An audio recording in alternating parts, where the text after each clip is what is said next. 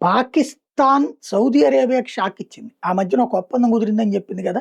Saudi Arabia మీద మొదట దాడి చేస్తే ఎవరు చేసినా వాళ్ళని పాకిస్తాన్ వాళ్ళని కూడా శత్రువులుగా భావిస్తుంది అని చెప్పి, అలాగే పాకిస్తాన్‌ని మీద ఎవరు దాడి చేసినా సౌదీ అరేబియా వాళ్ళని శత్రువులుగా చూస్తుందని వాళ్ళిద్దరి మధ్యన ఒక ఒప్పందం కుదిరిందన్నారు కదా! ఆ ఒప్పందాన్ని ఇప్పుడు పాకిస్తాన్ రద్దు చేసుకుంది.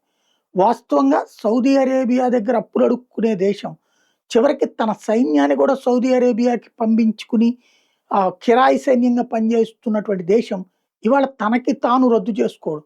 ఎందుకయ్యా అంటే సౌదీ అరేబియా వాళ్ళకి డబ్బులు పే చేసే పరిస్థితిలో లేదట. పైగా ఇక్కడ సైన్యానికి జీతం ఇవ్వడంతో పాటు $50 బిలియన్ పాకిస్తాన్‌కి అప్పుగా ఇస్తానంది. అది ఇచ్చే పరిస్థితుల్లో లేదు. ఆరామ్‌కో దెబ్బతిన్న తర్వాతన సౌదీ అరేబియా పరిస్థితి దారుణంగా ఆర్థికంగా దెబ్బతిందన్నటువంటి చర్చ నడుస్తున్నటువంటి దశలో పాకిస్తాన్ తీసుకున్న నిర్ణయం సౌదీ అరేబియాకు ఒక షాక్ ఇస్తే, మరోవైపున అమెరికా కూడా సౌదీ అరేబియాకి ఇంకొక షాక్ ఇచ్చింది. F-35 యుద్ధ విమానాలు అమెరికా నుంచి కొనడానికి కుదుర్చుకున్న డీల్‌ని అమెరికా అబేయన్స్‌లో పెట్టింది.